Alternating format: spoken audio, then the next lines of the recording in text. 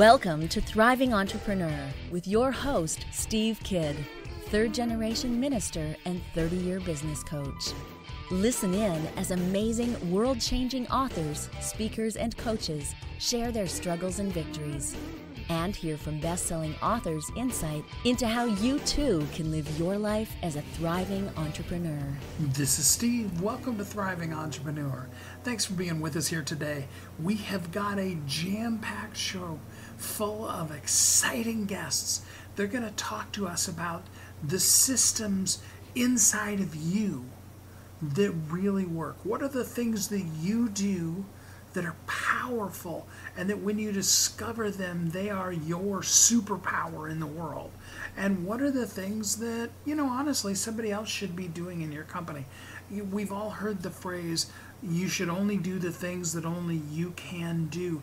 But a lot of times it's hard to figure out what is that niche that is really me, and what are those things within that niche that I should really be the one doing. So I've got three very diverse but great guests for you that are going to really help you narrow that down and ascertain what is that systematic you, that powerful superpower of you that you should be doing so that you can live every day of your life as a thriving entrepreneur. Like I said, we've got a jam-packed show. We're going to jump right in. Join me in welcoming Zach Boothe. Hey, Zach, how you doing today? Doing fantastic. How are you? I'm doing good, thanks. So Good. Tell us a little bit about you and how you got to this point in your life. Yeah. So I've been an entrepreneur for a long time. I started working at a young age. My family, especially my father, didn't put up with any crap and didn't allow me to sit around very much as a kid. And so I worked a lot of different jobs. And by the time I was 17, I wanted to do my own thing. I wanted to work for myself. And I started my first business. I started a window cleaning business and ran that for a decade, and had some success. I learned a lot. And, but I learned more than anything that I wanted to get into real estate investing. I wanted to get out of the day-to-day grind and, being on ladders and dealing with employees that didn't want to be there. And it was a lot of work to get to where I'm at now, but that was kind of my foundation of getting out of that day-to-day grind and getting into something that produced actual time freedom and financial freedom for me. So what was that transition like for you? I mean, going from owning one type of business to something completely different. Yeah. Well, when I was in my early 20s, I got married and we bought a duplex, and we were living in one side and renting the other. And it was in really bad shape. I had done construction as a kid, so I knew how to fix it up. And I put some money into it and did most of the work myself after work, right, in the evenings and weekends. And we were renting one side out for about $800, and my monthly payment was only about $400. And so it was a really good deal for me, and I wanted to do more of it. But then when I looked into buying more rentals, I had to have bigger down payments, 25 to 30% down. And they wanted a better debt to income ratio. And I couldn't qualify to get more loans. I just kept hitting roadblock after roadblock. So I started listening to podcasts and reading books, and I learned a lot, and I paid for mentors. And I learned something really interesting. I learned that real estate investing is marketing, right? And our product is real estate. And if you can't figure out how to find off-market discounted properties where you can negotiate the price and negotiate the terms of the purchase, like seller finance and things like that, you're going to really struggle to be successful. And so it took me a handful of years to kind of figure out what I was doing. I finally burned the boats, told my business partner, the window cleaning channel, I'm going to be a full-time real estate investor, and more specifically real estate wholesaling, where I just find off-market discounted properties and get paid and pass them on to a fix and flip or a buy and hold investor. And I went for it. And, that first year we did a little over $100,000. And the next year we did just shy of $500,000. The year after that, we did 1.2 million. And so there's been a lot that I've learned throughout the process. But it's been an amazing experience for sure. So if you could start it over again, would you immediately go into doing what you do now and just essentially finding those properties for people who want to do the dirty work?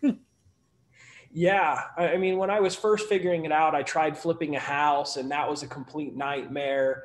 And I held a bunch of rentals at one point and I've recently sold them all. I sold them all because they were taking a lot of my time, but there was some mistakes being made. I didn't buy them right. There's been a lot of mistakes. Of course, hindsight is 20/20, right? A lot of the times we have to fail our way forward.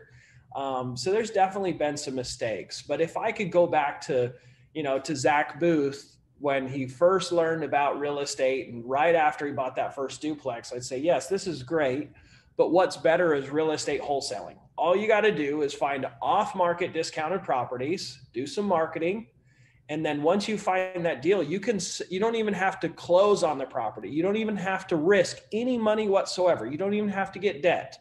You take that purchase contract that allows you to buy the house. You got to make sure there's a paragraph in there that allows you to sell that contract to Joe the flipper or Susie the buy and hold investor, and you can get paid anywhere between $5,000 and $100,000 assignment fee for those contracts.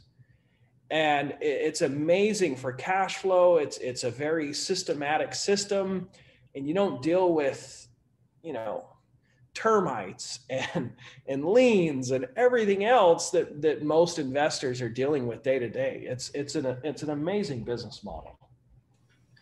That's super cool. And you now said you have this new thing that you're doing that you're on day 2 now of a 40-day thing. Tell me what that is and all about it. Yeah. So a couple of years ago, when I had hit that $500,000 or just shy of $500,000 in revenue, I wanted to do $1 million the next year. I had set that as a goal. I honestly had no idea how I was going to double my business. I was kind of shocked I had done $500,000, honestly. And I got invited to do a self-help journal called Living Your Best Year Ever. And I said, of course, I'll do it. I've got some big goals. I would love that. And the first 100 pages, it talks about the importance of giving away whatever it is you're trying to receive. And so I was trying to make $1 million. So that meant I had to give away $1 million.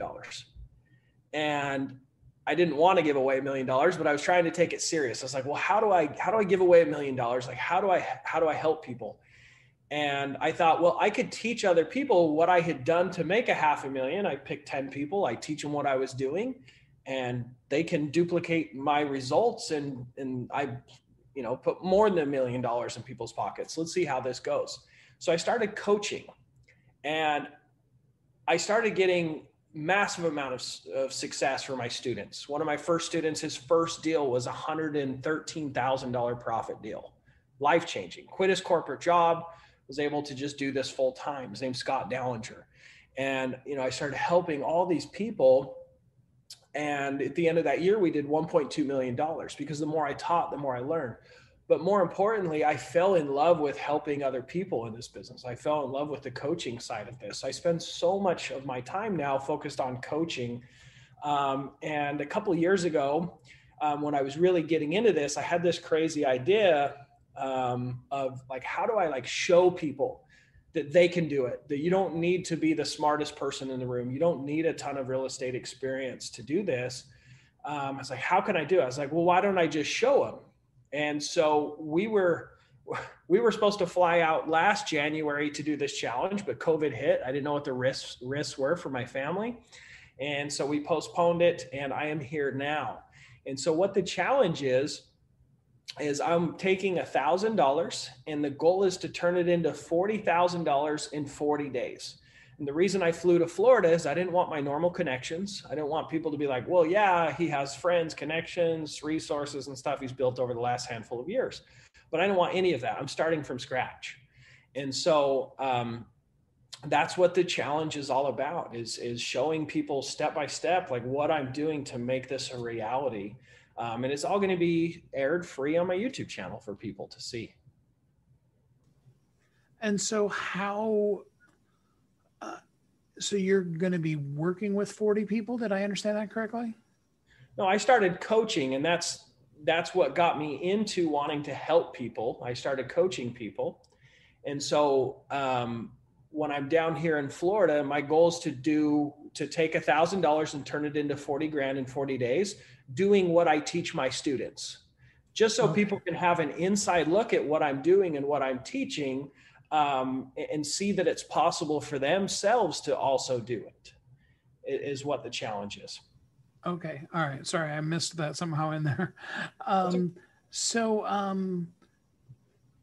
What can people, are the videos going out on YouTube already, or when will you do the videos at the end of the 40 days, or how can people be involved in it even right now? Yeah, it is semi-live. I'm posting stories and updates on Instagram and Facebook, and I'm posting them on TikTok every day. And then YouTube is going to be semi-live. It's a little bit more editing. So I have a team back home editing the videos. I have a film crew following me here. So our goal is to be uploading videos towards the end of January 2021. Now, you said it's day 2, so it's a little early, but have you made $2,000 yet? I haven't made anything yet. So we had our first appointment today, which is really exciting. So from day 1 of marketing, most of your revenue falls in about 3 months, 60 days out.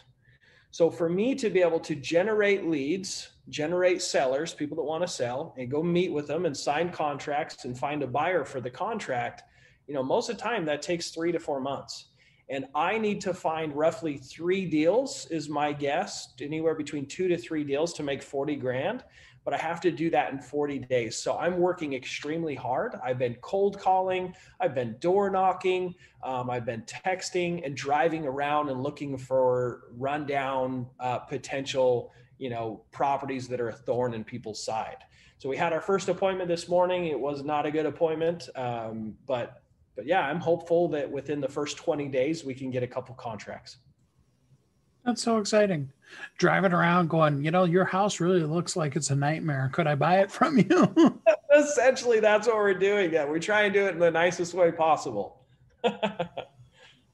So, well, before we go any further, what is your YouTube channel or whatever that they can follow along with you? Yeah. Or whatever the best way for them to follow. The YouTube channel is called DFD Mastery. So it stands for Driving for Dollars. So DFD Mastery. And then you can go to my website, dfdmastery.com, and go to, there's a button for my social media, and it'll give you a link to all my social media accounts that you guys can follow along. And so based on the way you're describing it, my assumption is that the intent is, okay, so I did this, so you can do it too. Is that pretty much the end goal of all of it? 100%. 100%. This is to give back. This is to help other people understand that they can do it as well. I learned from Tony Robbins something that really helped me in my life, and he talks about it as his cycle of success. And he talks about how important it is for us to have a belief in ourselves, a belief in whatever we're approaching. Because if we don't have that belief, we won't take the type of action. We won't give massive amounts of effort. If we don't give massive amounts of effort, we're not going to get the results we want. When we don't get the results we want, we say, oh, see, I knew I couldn't do it. See, I knew this was not real. And then we get in this downward cycle of feeling like a failure and not giving the effort we want. But when we have this massive belief, this confidence that it's possible, we give more effort. When we give more effort, we get the results we want, and it builds our confidence. And we get this confidence from past experiences, and it builds. right? And so my hope is to show people, like, so they can actually see it happening, so they can have that confidence, so that they're willing to give that action and go for it. I had something similar happen to me when I was just getting into this. I had heard about buying real estate with no money down and taking over people's loans and seller finance and all these really cool things. But I was like, well, that can't work in this market. Oh, it's a really hot market. You can't find off-market discounted properties, right? I had all these limiting beliefs that many people have. And something happened to me that completely changed it all. I was washing windows for a very, very wealthy gentleman. And I found out he was a real estate developer. And I was like, that's so cool. And I heard his story. And at the end of it, I said, I'd love to find 2 rentals for myself. And he said, oh, that's really convenient because I have 2 rentals I don't want to deal with. I've got these big development projects. I don't have time to deal with the rentals. The tenants haven't paid me in 4 months. The property manager bailed on me. They have deferred maintenance. I don't want to deal with them. And I was like, okay, I'll buy them. And I said, how much? He said, $500,000. And it's like, man, I would love to, but I can't get a loan for that amount. And he said, oh, that's fine. I'll be the bank. I'll sell them to you and it'll be deeded into your name. The title will be in your name and you just make payments to me instead of the bank. I said, okay, great. Let's do it. And he said, well, how much can you put down? Can you give me anything up front? I had only a couple $1,000s to give him, but he did it anyways. The crazy thing is he gave them to me at such a discount. A year and a half later, I was able to turn around and sell them for over $100,000 profit, as is, just running a vacuum through the carpet, right? Like he understood that he was giving them to me at a discount. He didn't want to deal with them, right? It was a convenience factor for him and he liked me, right? He wanted to see me succeed.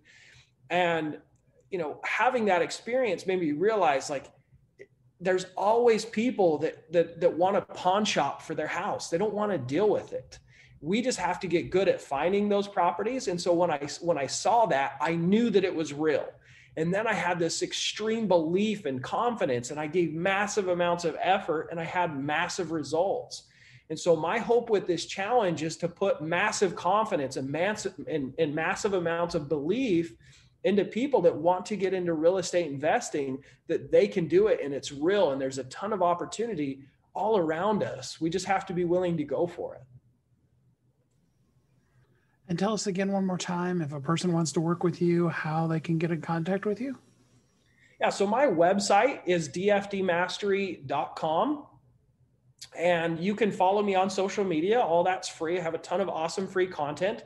But I'm a coach. Like I said, I coach people. I do have a process to apply for my program. I don't take everyone because I don't have time to coach everyone that wants me to coach them. And I do have some requirements to become a student. So it's by application only. So in my website, you'll see a button that says book a call. That's the application process. You have to fill out an application and schedule a time to speak with either myself or one of my onboarding coaches to see if we're a fit. That's perfect. Well, Zach, I really appreciate you spending some time on the show with us here today. Well, thanks for having me. Appreciate it. Let's take a quick commercial break and then be right back here on Thriving Entrepreneur to see what other ways we can help you find that superpower that is you and a system that's going to make it work within your business today.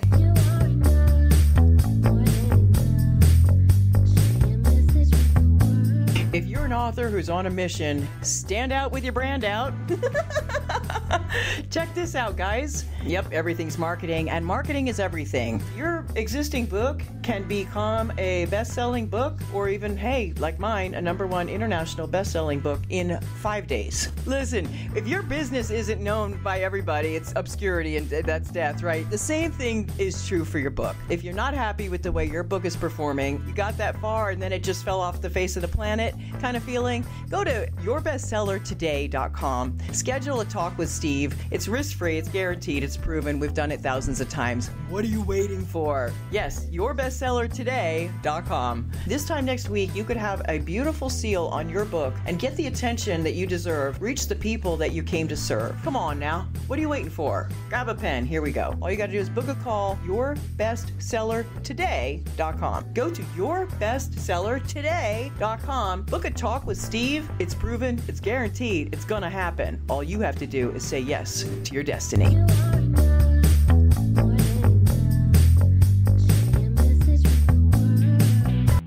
Welcome back to Thriving Entrepreneur. This is Steve. Welcome back. Thanks for listening to Thriving Entrepreneur as we identify our superpower and ways that we can also not do the things we shouldn't be doing. Let's look now at the power of automation. Join me in welcoming Richard Schnitzel. How you doing today, Richard? I'm doing well. Thanks for having me on. Yeah, so tell us a little bit about you and how you show up in the world. Yeah, so in a business perspective, I help six-figure entrepreneurs scale their business through automation. And the way that I show up to do that is being a conduit for conversation with people. The tech space can be a little scary because there are so many options. And my life has brought me to a point where I am very good at having a conversation with somebody about their business and what it is that they're doing, and translating normal people speak into the tech world, understanding both sides and translating back what may be true from a tech perspective back into normal people speak so that they can make informed decisions about their business and how automation may be beneficial for them. Oh, that transition between tech to human, that can be a tough one. It absolutely can. It's become an interesting niche that I've found for myself. So how does that show up on a day-to-day basis? What kind of things do you help people with when they're trying to get a point across to a technical person or vice versa? Yeah, so when you're talking in the tech world, there's a base set of assumptions that we're all always making when we're talking to somebody else. And the struggle comes out that if you're talking to somebody who's thinking through tech, their assumptions are completely different from what your assumptions are. So I see it a lot where you'll ask somebody I want you to build this thing for me, and I want it to do X, Y, and Z. And to do X, Y, and Z, there's a bunch of things that you're leaving out that are really important to you on how those things come to fruition. And unless you consciously recognize that when I go to build X, Y, and Z, okay, I'm assuming that you meant that once this information goes in, it's never going to change. You never want to update it. Or I'm assuming that the information flow is always going to come from me to your clients or the other people, and it doesn't have to come back. If you don't ask those questions, then there's a disconnect of those assumptions. And I have a background in mechanical engineering, so my brain is extremely logically thinking. But I also have a lot of people in my life personally who are very strategic, very creative thinkers, right? So they think completely different from me. And I've had to learn in my personal life how to communicate my thoughts and ideas and have conversations with people that they understand, because there is such thing as a rabbit hole of engineering where you just kind of spiral and nobody understands what you're talking about unless you know the lingo. So the idea of being able to say, okay, this is the way my brain is comprehending this statement. This is the way that I think you mean this statement. And these are the 5 or 6 assumptions that I'm making to get to this point. Am I correct or am I wrong? It almost sounds a little bit like couples therapy in terms of two people who are trying to say the same thing, but can't get there because they're not hearing the same thing when words are coming out of the other person's mouth. I've gotten very good at doing that same thing, except if it, instead of two opposing people in a relationship, it's a entrepreneur who has this great idea for this business and a tech person who at the end of the day really only just cares about how am I going to build it and what do you want me to build, and those two ideas are combating each other.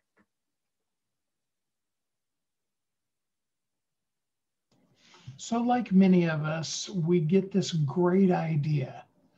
And we're like, and if this could be automated, it would just be the most awesome thing in the whole wide world. And then they go to a tech and try to get it built. How do we really, as lay people, I say we like I'm a lay person, but that's a whole different story. How does a person be able to get that idea automated, and how can automation work for them? So I think it's important that you do a little bit of homework before you have the conversation with the tech person. And that homework looks a little bit like starting at a 30,000 foot view of what you're trying to achieve. So as simple as you can make it, this is where I'm trying to go from A to B. And then you start to drill down in more detail into what it actually takes to get you from A to B. And the cue that I give people is pretend you're having a conversation with a 5-year-old child about this process. And every time you say something, their response to you is going to be, but why? Right? I want to send this email out to my customer, but why? Well, because of this and this, and I want to say this, but why? Right? Have that back and forth with each other, with yourself, of the but whys, and be deliberate about writing down what those whys are, so that when you go to have the conversation with the person building it for you, you can give them that information. And even if they don't ask, the fact that you can give it to them and they can read it will start to change the way that they perceive what you're trying to get at, because they don't want to give you a bad product, right? They want to give you exactly what they need. They just don't always have the vocabulary to ask the right questions. So if you can give them the answers and then they can create and answer their own questions all at the same time, you're going to get a better product at the end. And the second aspect of that is absolutely do not go through that process in a vacuum. Like, the worst thing that you can do is sit in your office for 3 hours in an afternoon and go through all this information and don't show anybody and then give it to the tech person. You need that back and forth exchange so that you're getting your own, but whys, but you're also getting but whys from other people who don't have the same blind spots that you do in your process. They're going to see the things that you are such a base assumption for you. You don't even understand that they're an assumption. That's just a fact of reality, and why should I even mention it? But those are the little details that are important for when you're trying to build automation in your business and you're trying to go through this process. That's what makes it good, or good and great automation. Now, I have found, maybe you've found this too, that most people, the first time they think about automating something, they swing for the fences. They want to create something that should be an Xbox video game or something like that, something really high end. What is a good way to introduce yourself to adding some simple automations to your company to begin making use of that process? Yeah, it's a great point. It's like shiny toy syndrome, right? Technology has gotten to a point where there is so much that we can do, and everybody loves to talk about the ultimate creation of what's possible. And we all just kind of get pulled along into that, like, okay, I have to build something amazing. And so to combat that, I think part of what you need to do is redefine the way that you're thinking about automation. What we've heard for a long time when we think about automation is something that is 100% non-human interaction and can take care of an entire process all the way through, from the inception of understanding what you want to do all the way to delivering it to somebody. And for me, the best automations are small chunks that take bits and pieces of the manual labor out of an entire process that get linked between each other by human interaction. So it's the idea of starting really small. The idea that when you get an email from a customer, you create a folder in your Outlook and you create a rule that if the domain is at johnsmith.com, put it in the John Smith folder so I can always find their emails. That is an example of an amazing automation that is improving the efficiency of your process, because the emails are coming in exactly where you need them to be. And for me, the key point of that is it's also improving the efficacy of what you're doing, and that it's allowing you to do what you would already be doing as a manual process of reading your emails and having to respond to them, but it's allowing you to do it better because the interaction that you have with that email, the outcome is going to be more beneficial. So where is the resistance? Why don't more people use automation in their business? Why do they fight it so? I think it's very much linked to the question that we were just talking about, of that it's so complicated, and there's this idea that you have to do it at the ultimate or it's not worth it. We see the giants in the tech space pulling out artificial intelligence and language processing and all these really cool things. And there isn't a lot of talk in the automation space of ignoring all of that. I don't care about the bleeding edge. I want to build as if it was 2 years ago and what was possible then. And simple things can still be really beneficial and still be really powerful. And if we can limit the scope of what we're trying to do, we can begin to understand what's going on, because that it is a way of thinking. I'm doing this all day long, so when I talk about automation, my brain has gotten very good at looking at the scope of what's possible and finding the path through to things. But it would be as if I walked into a new business tomorrow and somebody just ran off a list of all the tasks that I had to do this week. They know exactly what's going on because they had been there for months, years, built the business, whatever that is. That makes sense to them. So if I'm coming into that business and I can't follow along, that experience is very much the same for an entrepreneur who has this idea that, hey, automation is this really powerful thing. I think it has value in my business, but they're expecting to take the understanding that they have of their own business and just apply it to automation. I think you have to scale back what your starting point is so that you can flex that muscle and get it stronger so that you can then widen what you're looking at in your business.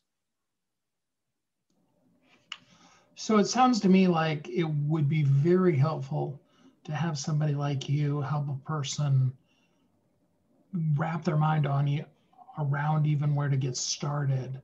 For somebody that wanted to work with you, how do they get in contact with you? The website is richardschnitzel.com. There's a link on there for a 20-minute call with me. It's linked to my calendar, so if I'm available, you can book a time then.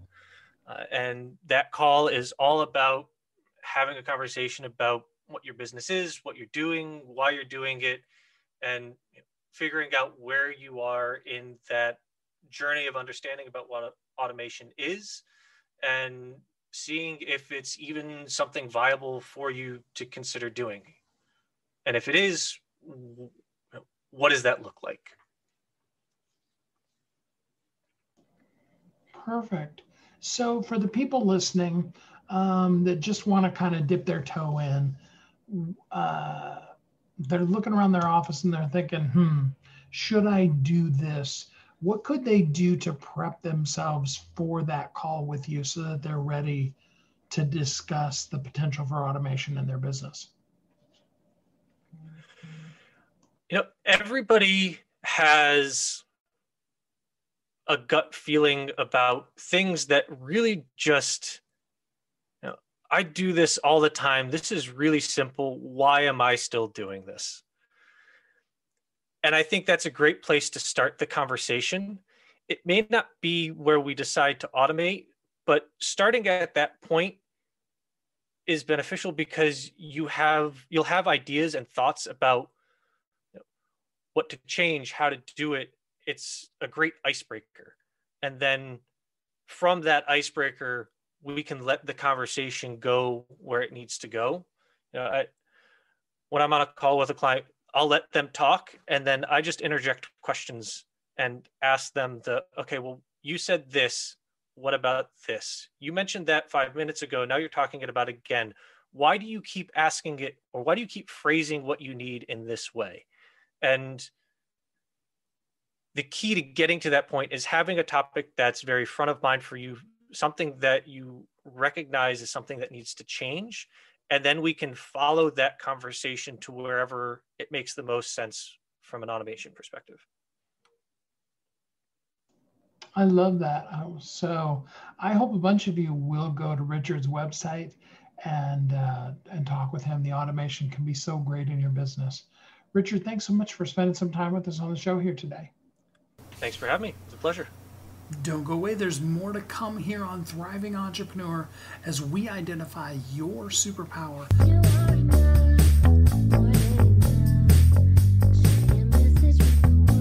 If you're an author who's on a mission, stand out with your brand out.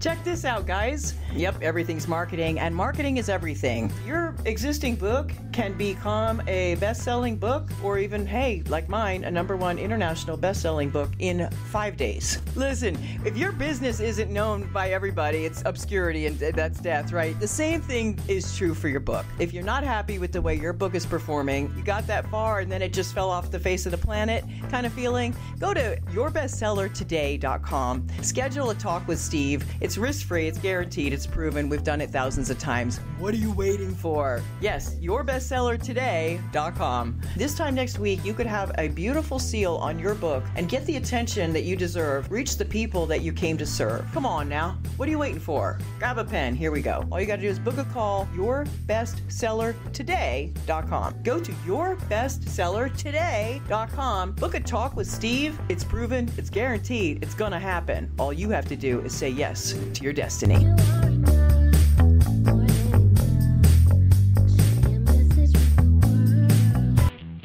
Welcome back to Thriving Entrepreneur.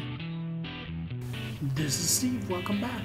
Thanks for listening to Thriving Entrepreneur. And now let's take a look at what things shouldn't you be doing and who could be doing them for you. Join me in welcoming Barbara Turley. Hey, Barbara, how you doing today? I'm great, thanks. How are you? I'm doing good, thanks. So tell us a little bit about you and how you show up in the world.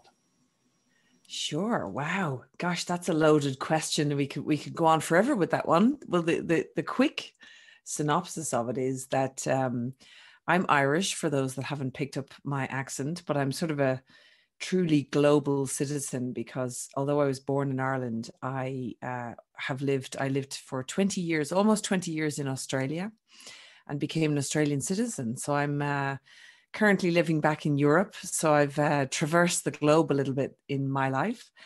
And I have a business in the Philippines that services clients all over the world. So yes, I feel like I've got a truly sort of global footprint right now. And where else would you like to dive in there? So tell us, what do you do in the world? What do you do for work and business? Sure. So I have a company in the Philippines, like I said, that it's called the Virtual Hub.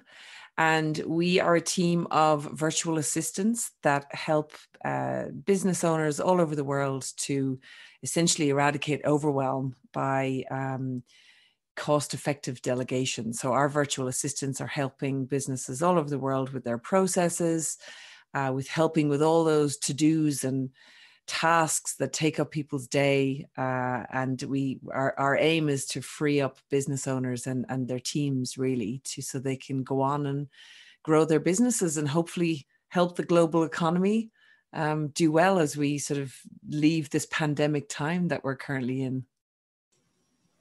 It's interesting because my mastermind group and I were actually just talking about this in our group last week.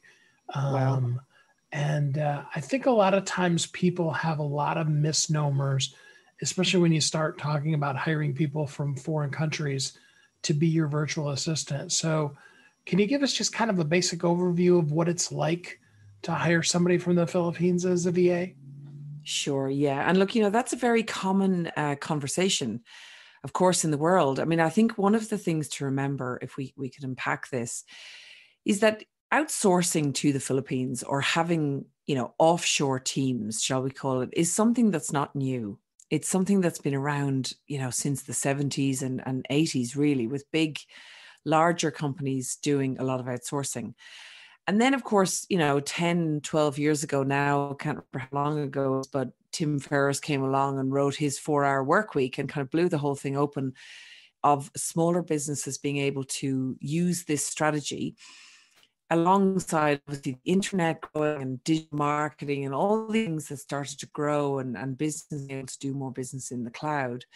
It became obvious that it no longer mattered where somebody lives or works from, because and now as we're in the pandemic, currently in this coronavirus situation that we're in, and so many businesses have been catapulted into a remote working situation, people now realize that it doesn't matter whether somebody's in, next door, next state, or another country, it's all remote anyway. So it's becoming a lot more mainstream to think about having people, not just in the Philippines, but, one of my team works out of Ireland. She's in Ireland, I'm in France. I used to be in Australia.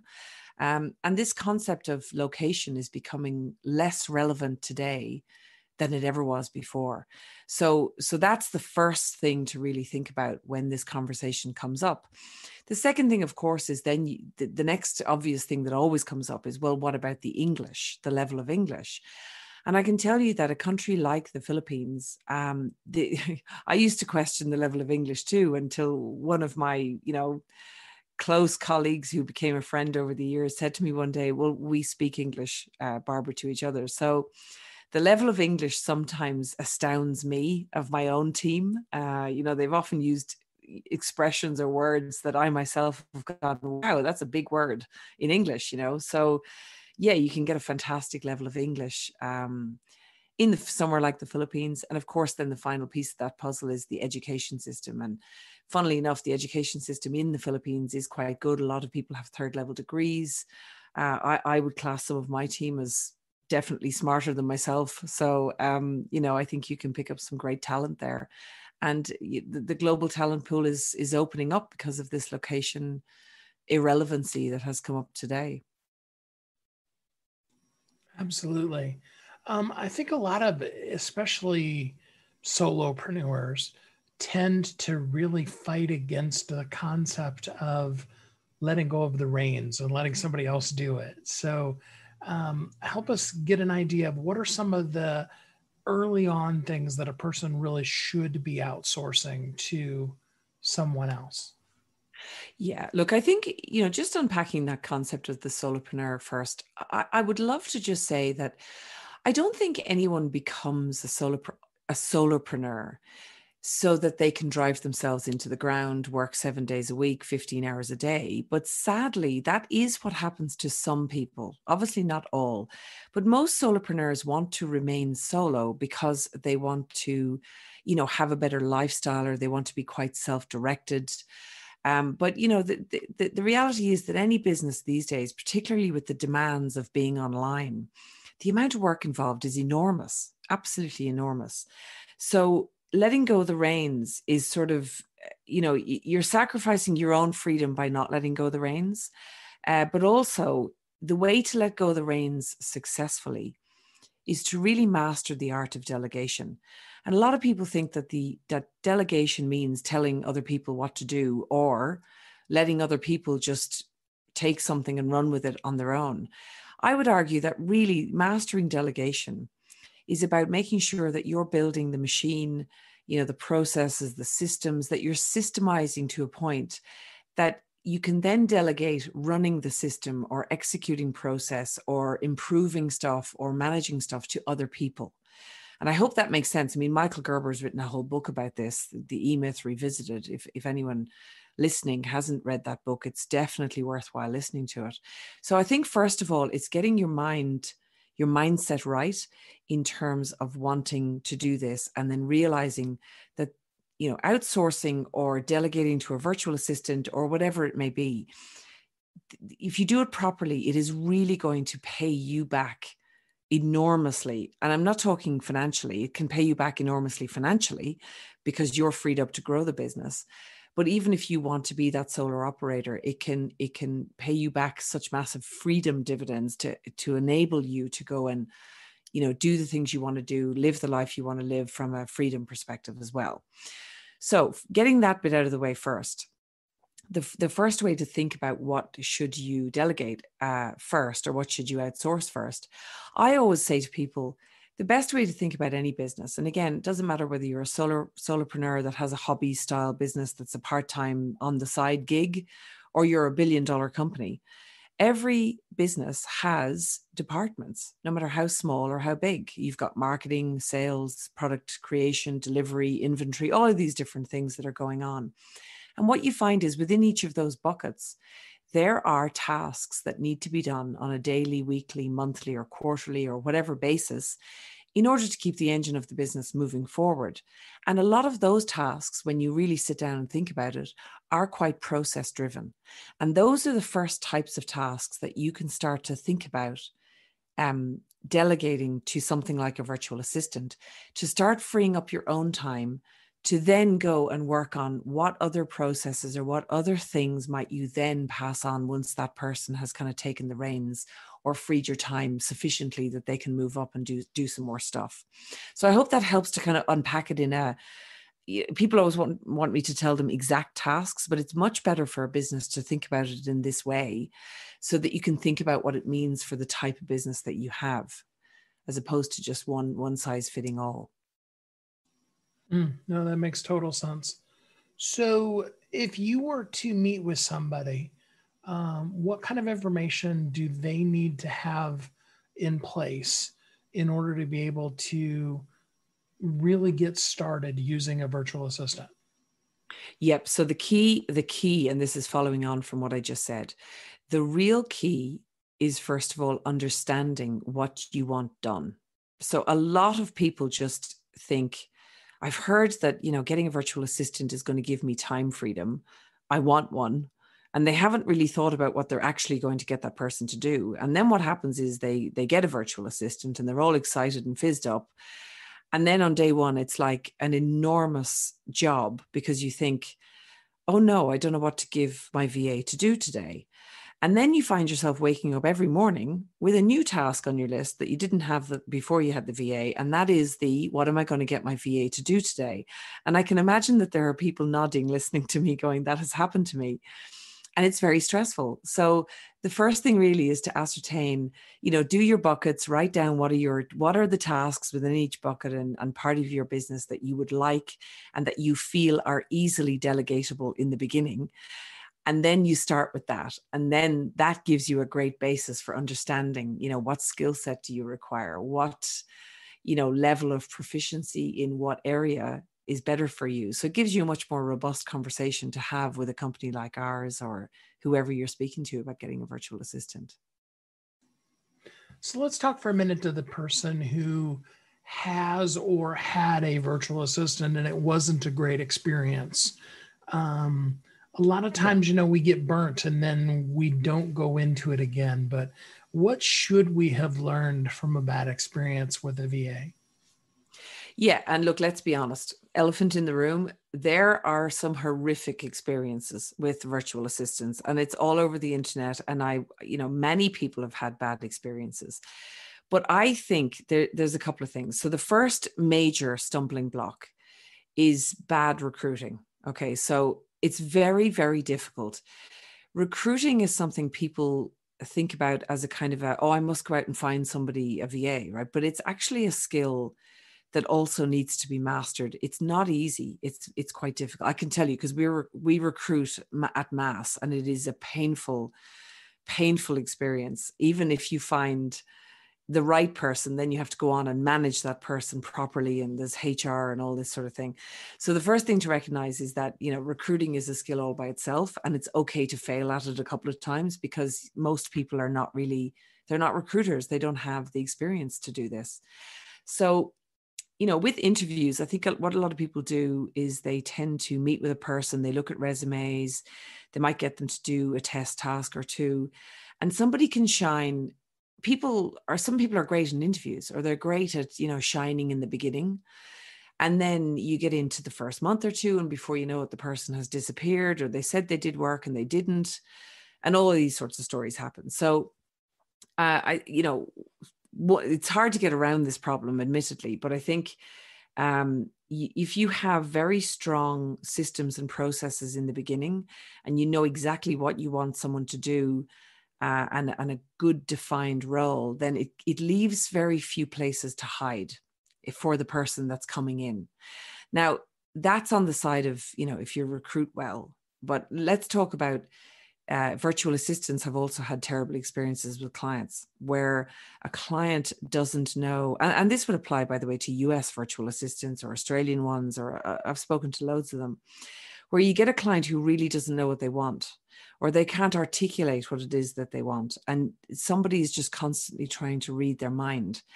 Now, in the context of somewhere like the Philippines, what you'll find happens there, if there's communication misalignment or expectation misalignment, a Filipino VA might decide to just disappear. So I get asked this all the time. Why do Filipino VAs go AWOL? Well, that can be one of the reasons, where they're just not comfortable even bringing up the conversation, so they disappear, or the work never gets done, or they're coming from a yes culture, so they just say yes, try and figure it out, and realize they can't do it, they disappear. So yeah, those are all real challenges that are out there, and I think half the battle is being aware of these things. My experience, and I've been burnt many times because I've been doing this for years, but in my experience, I've gotten better at it the more I improve my own business machine and my own systems and my own, not necessarily my communication style, but my communication rhythms and my meeting rhythms to keep everyone accountable, on track, and aligned. So I know that's a lot to unpack. So let me know if you want to dig into any parts of that, or if that makes sense. No, that totally makes sense. So what would be your piece of advice to somebody who wants to try a task? I mean, can you just hire a company like yours and say, hey, I just want to kind of try this person out? Or should they really go more towards, hey, let's take the next 90 days and give that person 20 hours a week for 90 days? What is the best way to kind of try it out? I think if you're going to go to the direct market, so you're not going to use a company like ours, if you're going to go into the direct market, you would want to, you want to get a very clear description of what it is you're looking for first. So you need to be clear on what it is you're looking for.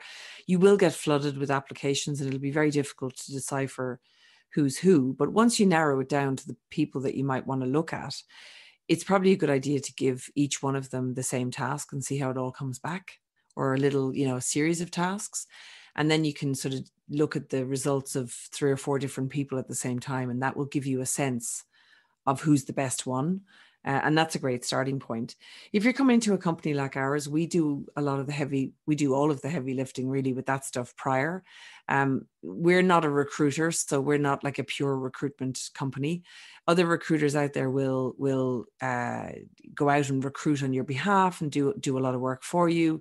We take it a step further again in that we actually recruit and hire our own people. And then we put them through intensive, training programs that can be anywhere from a month to 3 months long, where they actually work with us before we would ever even consider introducing them to a client. So the purpose of doing it that way is our success rate is quite high, but that's because we spend a lot of time with our people before we ever sort of decide that they're ready for a client. And you get to see any funny business or games will happen in that first 2 to 3 months. So we tend to have it happen on our time as opposed to the client's time. Not all the time, but that's kind of how we differ. And yeah, it does take that long. So if you're going to go this route though, it's not a good idea to get a VA and after a week just go, oh, so this isn't working for my business. You've got to make a plan. And I think you need to allow about 6 weeks to really work with somebody. And that would be if you bring them on a full-time basis, to be honest, or a part-time basis, not on a 5-hour-a-week type engagement. And the issue with the 5-hour-a-week type engagement is that it's like sort of the dating game. I mean, you're not really committing to someone, and they have to go out and find 10 more of those 5-hour-a-week contracts in order to make it. So they're probably not going to be that committed to you, or they may find something better and not actually deliver for you. That makes a lot of sense. So for the person that would like to go deeper with you, how can they get in contact with you? Sure. Yep. So we actually have a special page for you guys, a lot of stuff that on this page that you'll love. So if you go to thevirtualhub.com/thriving, we have a free mini guide there, which is the 5 things that cause people to fail with VAs and how to fix it. So it's a really clever little kind of PDF that you can use, basically with all the things that can go wrong and how not to fall into those traps.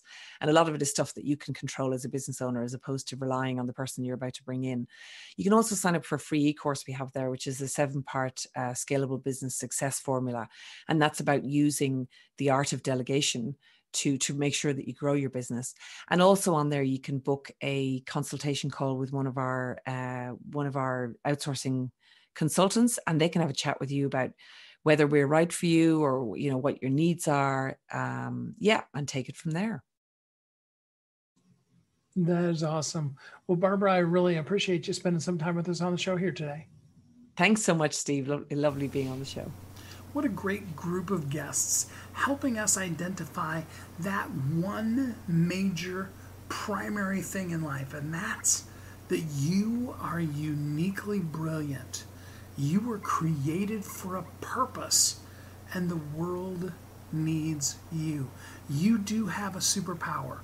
There are systems that can be put in place that'll help you automate, help you get the right people in place, and also help you discover that place that you should be working in, that thing that you are the one should be doing, and then do those things that you should do and let others do the things that you hadn't ought to be doing anyway. And then you can really live as a thriving entrepreneur and have great days, weeks, months, and a wonderful life. I hope you really enjoyed it. I appreciated our time together. I look forward to being with you again next time. Until we're together again, I hope that you have an amazingly great week. Thanks for listening to Thriving Entrepreneur today. If you want to get your question answered, send an email to questions@wehelpyouthrive.com. We look forward to you joining us again next time.